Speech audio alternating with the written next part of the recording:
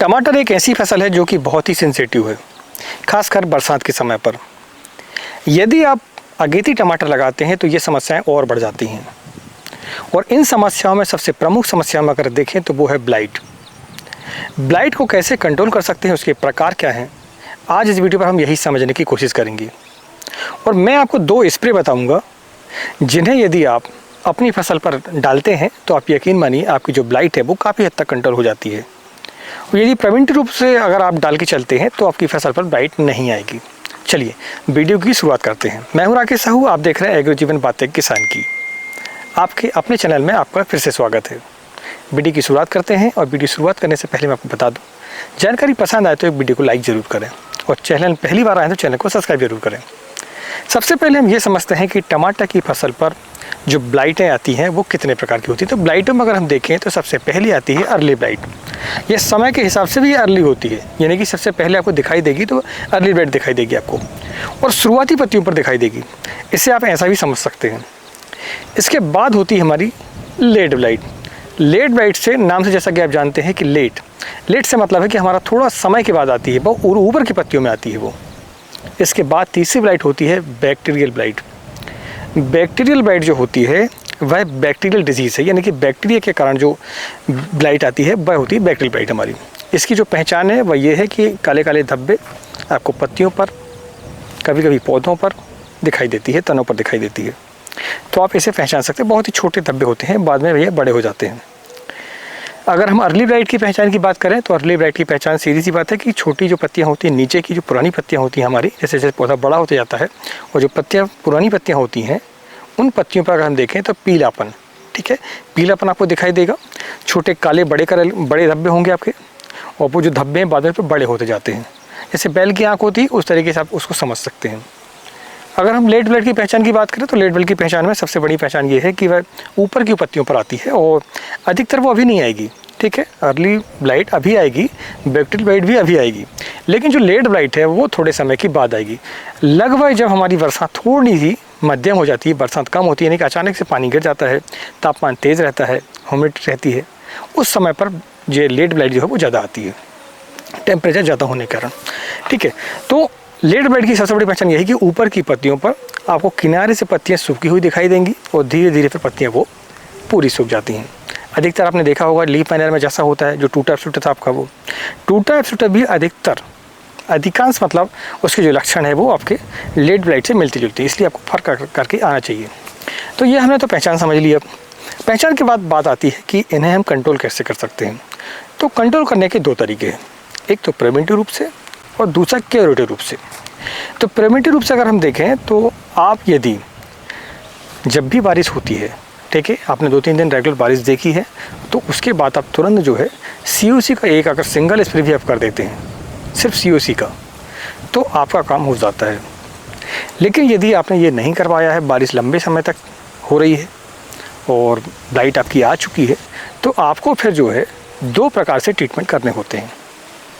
एक तो systematic fungicide, दूसरा कॉन्ट्रैक्ट फंगीसाइड, और तीसरा बैक्टीरियल ब्लाइट के लिए बैक्टीरियासाइड का इस्तेमाल करना पड़ता है। तो मैं आपको 2 स्प्रे बताऊंगा आज इस वीडियो पर, जिन्हें आप जो है स्प्रे के रूप में लेकर ब्लाइट को कंट्रोल कर सकते हैं। तो पहले स्प्रे में यदि हम देखें तो पहला स्प्रे दोस्तों हमारा COC का, COC copper oxychloride, blue copper के नाम से आपको क्रिस्टल कंपनी का मिल जाता है। दूसरी किसी भी कंपनी का आप ले सकते हैं, 50% WG फार्म पर होता है ये, ठीक है, पाउडर फार्म पर होता है, आप वो ले लें। मात्रा हम आपको बताएंगे। इसके बाद आपको लेना है M45, जो शुरुआती स्प्रे होगा वो यह होगा, ठीक है। M45 यानी कि मैनकोजेब 75% WP फार्म पर होता है वो, ठीक है। तो आपने इन दोनों को ले लिया। इसके साथ में यदि बैक्टीरियल ब्लाइट आपको दिखाई देती है ज़्यादा, तो फिर आपको स्ट्रेप्टोसाइक्लिन या फिर कासुकोमाइसिन लेना है।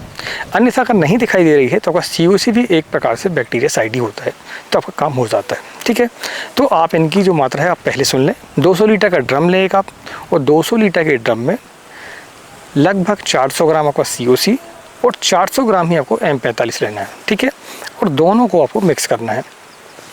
इसके बाद वही आपको बताया मैंने कि ज़्यादा यदि बैक्टीरियल डिजीज़ आपको दिखाई देती है, बैक्टीरियल ब्लाइट दिखाई देती है, तो फिर आप जो है उस पर क्या करेंगे, आप जो है उसमें स्ट्रेप्टोसाइक्लिन 6 ग्राम या फिर कासुकोमाइसिन की मात्रा 400 ml, ये आपको लेना है। इनको मिलाकर आप चाहते हैं कि स्टिकर ले सकते हैं। स्टिकर की जो मात्रा 50 ml रहेगी और आप फिर इनका स्प्रे आप कर सकते हैं। साथ में आप चाहें तो इनके किसी भी इंसेक्टिसाइड का इस्तेमाल भी कर सकते हैं, हालांकि आपको करना चाहिए। जैसे कि इमिडाक्लोपिड है, उसकी मात्रा आप 100 ml से लेकर 150 ml तक ले सकते हैं। थाइमोथैक्सम है, थाइमोथैक्सम की मात्रा जो है 100 ग्राम से लेकर 150 ग्राम तक प्रति 200 लीटर पानी पर आप ले सकते हैं। इनमें से किसी भी एक इंसेक्टिसाइड का आप साथ में इस्तेमाल कर सकते हैं। तो ये रहा आपका पहला स्प्रे। इससे आपके फ़ायदे ये होंगे, COC जो है आपका कॉपर जनित जितने भी फंगीसाइड होते हैं, यह जो है बैक्टीरियासाइड भी होते हैं, वायरिसाइड भी होते हैं और फंगीसाइड भी होते हैं, और एक प्रकार से कॉपर हमारी फसल को न्यूट्रिएंट के रूप में मिल भी जाता है। मैनकोजेब भी ऐसे ही, मैनकोजेब जो है कॉन्टैक्ट रूप से आपका फंगीसाइड है और साथ में आपको जिंक भी फसल पर मिलता है। ठीक है, तो इस तरीके से आपका ये काम हो जाता है। कासोकामाइसिन बैक्टीरियासाइड है, ये बैक्टीरिया जनित रोगों को कंट्रोल करता है।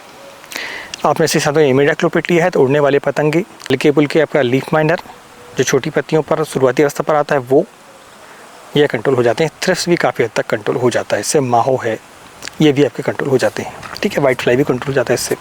थाइमोथैक्सम भी ऐसा ही है, थाइमोथैक्सम भी आपका लीफ माइनर को भी कंट्रोल करता है, हल्का फुल्का। आपका उड़ने वाले पतंगे हुए, लीफ माइनर हुआ, इनको काफ़ी हद तक ये कंट्रोल करके चलता है। इल्लियाँ इस समय पर नहीं होती हैं। आप चाहें तो इमामेक्टिन बेंजोएट का भी इस्तेमाल कर सकते हैं, लेकिन आपको ये अभी नहीं करना है। ठीक है, अगर नहीं है तो, अगर हैं दिखाई देती है तो फिर आप उनका इस्तेमाल कर भी सकते हैं इमामेक्टिन बेंजोएट का। इसकी जो मात्रा 100 ग्राम से लेकर 150 ग्राम प्रति एकड़ तक आप ले सकते हैं फसल की अवस्था के हिसाब से। तो ये रहा आपका पहला स्प्रे। जब भी आपको ऐसा लगता है कि आपकी फसल पर ब्लाइट ज़्यादा है तब आपको इसका इस्तेमाल करना चाहिए। इसके बाद फिर आपको चुप बैठना नहीं है कि आपने स्प्रे कर दिया, ये हो गया हमारा काम, ऐसा बिल्कुल आपको नहीं करना है। आपको इस स्प्रे के चौथे दिन, ठीक है, चौथे से 5वें दिन, ठीक है, 4 दिन छोड़कर 5वें दिन पर आप जो है सेकंड स्प्रे लेंगे। अब सेकंड स्प्रे क्या लेंगे? सेकंड स्प्रे में आप कोसाइड लेंगे, जो कि आपका कॉपर हाइड्रो ऑक्साइड होता है। वो COC कॉपर ऑक्साइड होता है और कॉपर हाइड्रो ऑक्साइड होता है आपका कोसाइड 2000 के नाम से आपको मार्केट पर मिलेगा। तो इसको आप ले लें। दूसरा आप कवच ले लें, कवच में क्लोरोथाइनिल होता है, उसको ले सकते हैं आप। इनकी जो मात्रा है 200 लीटर पानी पर हम बात कर रहे हैं, तो 200 लीटर पानी पर इनकी जो मात्रा है, आप जो है कोसाइड 2000 की जो मात्रा है 300 ग्राम और कवच की मात्रा आप 400 ग्राम लेंगे। और 200 लीटर पानी मिलाने के बाद आप चाहते इसके साथ में भी आप, जैसे कि थाइमोथैक्सम है, इमिडाक्लोपिड है, यदि आपने पहले इमिडाक्लोपिड का इस्तेमाल किया है तो दूसरी बार में आप जो है थाइमोथैक्सम का इस्तेमाल करेंगे, रिपीट आपको नहीं करना है। ठीक है, इमामेक्टिन बेंजोएट का इस्तेमाल कर सकते हैं। यदि इल्लियों की समस्या है, लीफ माइनर की समस्या है, तो इनका इस्तेमाल भी आप कर सकते हैं। आपको सेकेंड राउंड में कासोकामाइसिन का इस्तेमाल या किसी प्रकार के बैक्टीरियासाइड का इस्तेमाल करना नहीं पड़ेगा, क्योंकि कोसाइड भी बैक्टीरियासाइड है आपका, कवच भी काफ़ी हद तक बैक्टीरियल डिजीज़ को कंट्रोल करता है। तो ये 2 हमने आपको स्प्रे बताए हैं। अगर जानकारी पसंद आई हो तो वीडियो को लाइक ज़रूर करें। आपको इन 2 स्प्रे करने के बाद काफ़ी अच्छे रिजल्ट मिलेंगे। आपको जो है बैक्टीरिया जनित ब्लाइट हो और चाहे वो फंगस जनित ब्लाइट हो, आपकी बात कंट्रोल हो जाती है। दोस्तों, हम आपको समय समय पर खेती संबंधी, खासकर सब्जी वर्गीय खेती संबंधी जानकारी आपको देते रहते हैं। जानकारी पसंद आए तो दूसरे किसान भाई को शेयर भी करें। मिलते हैं एक नई वीडियो में एक नई जानकारी के साथ। तब तक नमस्कार। जय हिंद, जय किसान, जय जवान।